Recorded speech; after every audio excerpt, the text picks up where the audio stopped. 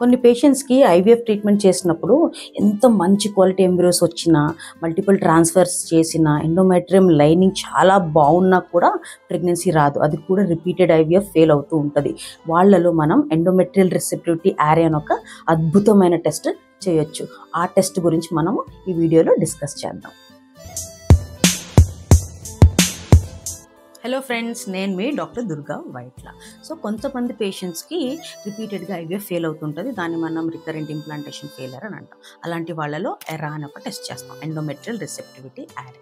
So దీంట్లో ఏం చేస్తామంటే, నార్మల్గా పేషెంట్స్కి ఎలా ఉంటుందంటే, ఎంబ్రియో ట్రాన్స్ఫర్ చేసేటప్పుడు విండో ఆఫ్ ఇంప్లాంటేషన్ అని ఉంటుంది. అంటే మనం నార్మల్గా embryo D3 embryo D5 embryo అని ఉంటుంది. అది నంబర్ ఆఫ్ అవర్స్ని బట్టి క్యాలిక్యులేట్ చేసి ప్రొజెస్ట్రాన్ ఎక్స్పోజర్ ఇచ్చి మనం ఎంబ్రియో అనేది పెట్టడం జరుగుతుంది. దాన్ని బట్టి ఈ విండో ఆఫ్ ఇంప్లాంటేషన్ అనేది క్యాలిక్యులేట్ చేయడం జరుగుతుంది. సో నార్మల్గా ఎంబ్రియోస్ పెట్టినప్పుడు ఒక పర్టిక్యులర్ టైంలో మాత్రమే ఎండోమెట్రియం మన పెట్టిన ఎంబ్రియోని అబ్జార్బ్ చేసుకుంటుంది. అది యూజువల్గా D3 ఎంబ్రియో ట్రాన్స్ఫర్ అయితే 72 అవర్స్ తర్వాత ప్రొజెస్ట్రాన్ ఇచ్చిన తర్వాత ఉంటుంది. అలాగే బ్లాస్టోసిస్ట్ అయితే 120 అవర్స్ ఆఫ్ ప్రొజెస్ట్రాన్ ఇచ్చిన తర్వాత ఉంటుంది. సో దాన్ని బట్టి మనం న్యాచురల్గా చేస్తాం. సో ఇది జనరలీ అరౌండ్ 70-80% ఆఫ్ ద పాపులేషన్స్కి 72 hours for D3 embryo and 120 hours for D5 embryos వర్తిస్తుంది.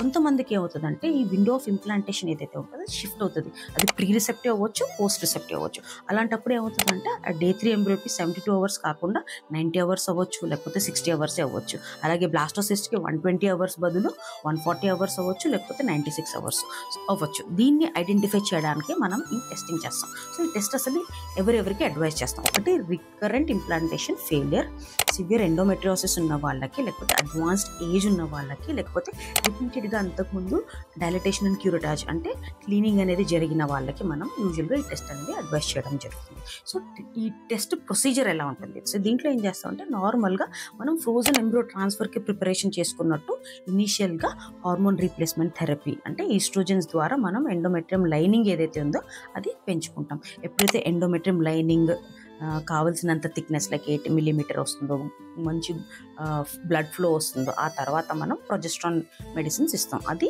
120 అవర్స్ అంటే 5 డేస్ ఆఫ్ మెడిసిన్స్ ఇచ్చి, ఆ 5 డేస్ అయిన తర్వాత సేమ్ టైం ఎలా అయితే మనం బ్లాస్టోసిస్ట్ ట్రాన్స్ఫర్ చేస్తాం అలాగా మనం ప్రిపేర్ చేసుకుంటాం. కానీ ఎంబ్రియో ట్రాన్స్ఫర్ చేయకుండా ఆ ఎండోమెట్రియం నుంచి కొంత శాంపుల్ అనేది తీసుకుని దాన్ని టెస్ట్కి పంపిస్తాం.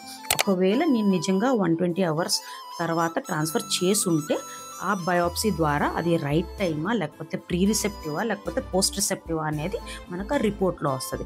దాన్ని బట్టి మనం నెక్స్ట్ సైకిల్లో మళ్ళీ హార్మోన్ రీప్లేస్మెంట్ థెరపీ ఇచ్చి ఆ నంబర్ ఆఫ్ అవర్స్ని క్యాల్కులేట్ చేసి ఆ ప్రకారంగా ఎంబ్రియో అనేది పెట్టడం జరుగుతుంది. ఇలా చేసుకుంటే ప్రీవియస్ జెనెటికలీ నార్మల్ ఎంబ్రియోస్ ఉండి, గుడ్ ఎండోమెట్రియం లైనింగ్ ఉండి, అంతా నార్మల్ ఉండి, ఓన్లీ రిసెప్టివిటీ ఇష్యూస్ వల్ల ప్రెగ్నెన్సీ రాకపోయిన వాళ్ళకి దాదాపు మంచి ఒక 20-30% ఇంప్రూవ్మెంట్స్ ఇన్ సక్సెస్ రేట్, అంటే నార్మల్ సక్సెస్ రేట్స్ కన్నా ఒక 20% ఇంప్రూవ్మెంట్స్ ఉంటాయన్నమాట.